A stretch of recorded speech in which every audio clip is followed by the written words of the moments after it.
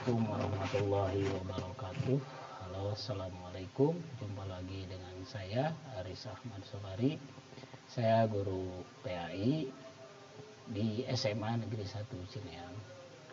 Baiklah anak-anakku sekalian, anak-anak sekalian, siswa-siswi SMA dimanapun Anda berada. Kali ini saya akan membahas satu materi di kelas 10 dalam tema larangan pergaulan bebas dan zina. Materi ini merupakan materi Al-Quran dan Al-Hadis. Oke, tanpa berlama-lama mari kita mulai materi ini.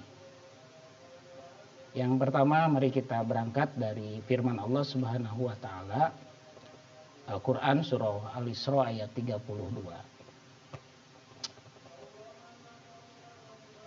Oke, mari kita baca bersama-sama. A'udzu billahi minasyaitonir rajim. Bismillahirrahmanirrahim. Wala taqrabuz zina innahu kana fahishatan wa sa'a sabila. Ayat yang kedua dalam kaitannya dengan pergaulan bebas, yakni Al-Baqarah ayat 219. Kalau yang tadi di Al-Isra itu adalah tentang larangan mendekati zina.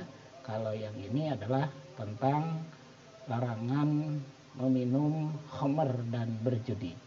Oke, kita bacakan bersama-sama. Bismillahirrahmanirrahim. Yas'alunaka 'anil khamri wal maisir qul fihima ithmun kabirun wa manafi'u lin-nasi wa ithmuhuma akbaru min naf'ihima wa yas'alunaka madza yunfiquna qulil 'afwa kadzalika yubayyinullahu lakumul ayati la'allakum tatafakkarun. Oke, anak-anak sekalian, siswa-siswi SMA dimanapun Anda berada, selanjutnya akan kita coba analisis Al-Quran surah Al-Isra ayat 32 dari sisi makna atau dari sisi tafsir dan juga dari sisi hukum tajwid. Oke, baiklah, yang pertama kita mulai dari dari tafsirnya atau dari terjemahnya. Mari kita lihat. Yang pertama ada kata wala taqrabu. Artinya adalah dan janganlah kalian mendekati. Yang kedua ada kata az-zina. Artinya adalah kepada zina. Innahu, karena sesungguhnya zina itu kana fahishatan, adalah suatu perbuatan yang keji, wasa'a sabila, dan jalan yang buruk atau seburuk-buruknya jalan. Nah, demikian tadi tafsir dari Al-Quran surah Al-Isra ayat 32. Jadi di sini Allah menyatakan bahwa janganlah kalian mendekati kepada zina karena sesungguhnya zina itu adalah perbuatan yang sangat keji dan jalan yang sangat buruk. Oke, mengingat nanti di penjelasannya di bagian berikutnya akan dijelaskan kenapa zina dilarang. Kemudian apa saja yang termasuk kategori mendekati perbuatan zina. Kemudian apa yang menjadi dampak buruk dari zina tersebut. Itu kemudian hikmah apa yang terkandung ketika Allah melarang kita mendekati atau bahkan melakukan perbuatan zina. Oke, selanjutnya Anda sekalian dimanapun Anda berada, kita lihat yang kedua Al-Quran surah Al-Isra ayat 32 dari sisi hukum tajwidnya. Yang pertama di kata wala taqrabu. Di sini kita lihat ada huruf qaf sukun, di mana kita tahu semua huruf qaf merupakan salah satu dari huruf qalqalah. Semuanya ada 5, qaf, to, be, jim, dal. Nah, syarat dari setiap huruf tersebut menjadi hukumnya menjadi qalqalah ialah ketika huruf tersebut berharkat sukun seperti halnya yang terlihat di kata taqrabu. Nah, di sini qaf berharkat sukun. Posisinya ada di tengah kalimat, maka di sini disebut hukumnya adalah qalqalah sugro. Arti qalqalah adalah mantul. Maka dari cara membacanya ya harus terdengar memantul. Tako, tako. Nah, seperti itu kira-kira ya anak-anakku sekalian. Kita lanjutkan. Wala taqrabu. Nah, di sini bu, di sini ya kita lihat ada waw sukun, sebelumnya terdapat harkat domah. Maka dalam hukum tajwid ini disebut dengan mad tabi'i. Huruf mad tabi'i ada 3, alif, waw, dan ya. Di sini adalah yang terdapat di kalimat ini adalah waw.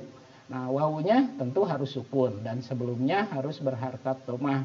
Maka dengan ini disebut dengan mad tabi'i. Cara membacanya dipanjangkan tentu saja karena mad sendiri itu artinya adalah panjang. Panjangnya sebanyak 2 harokat. Jadi jangan terlalu panjang tetapi juga jangan terlalu pendek. Wala taqrabu gitu, seperti itu ya. Atau kalau dalam istilah ini hanya 2 ketukan lah. Kalau dalam istilah lagu itu 2 ketukan. Oke, kita lanjutkan. Di kalimat berikutnya ada az-zina. Az-zina di sini terdapat alif lam. Kita lihat ada alif lam ya. Nah, alif lam di sini dinamakan dalam istilah hukum tajwid dinamakan dengan alif lam samsiah. Kenapa disebut alif lam samsiah? Karena alif lamnya bertemu dengan huruf yang bertasdid. Apa huruf yang bertasdid? Adalah huruf za. Huruf zai di sini, huruf zai. Nah, ketika huruf yang bertasdid di depan alif lam, maka alif lamnya otomatis menjadi tidak terdengar. Yang terdengar adalah bunyi zai itu sendiri yang bertasdid. Taqrabuz zina. Jangan kalian membaca wala taqrabul zina. Nah, itu bacaan yang salah karena alif lamnya harusnya tidak terdengar ketika zai itu bersukun, maka masukkan harokat domah sebelumnya ke dalam zai, buzina. Jangan bulzina walaupun di sana terdapat alif lam. Oke, itu ya barangkali kira-kira seperti itu. Kita lanjutkan ke kalimat berikutnya. Ada innahu. Nah, di sini hukum tajwid yang ada di sini adalah gunnah. Oke, kenapa? Karena nun bertasdid. Cara membacanya tentu saja didengungkan. Nah, salah satu hal yang paling mudah, nah ketika mendengungkan ini ditahan, kemudian rasakan di ujung hidung kita nanti akan sedikit bergetar. Ketika terasa bergetar maka boleh dilanjutkan inna.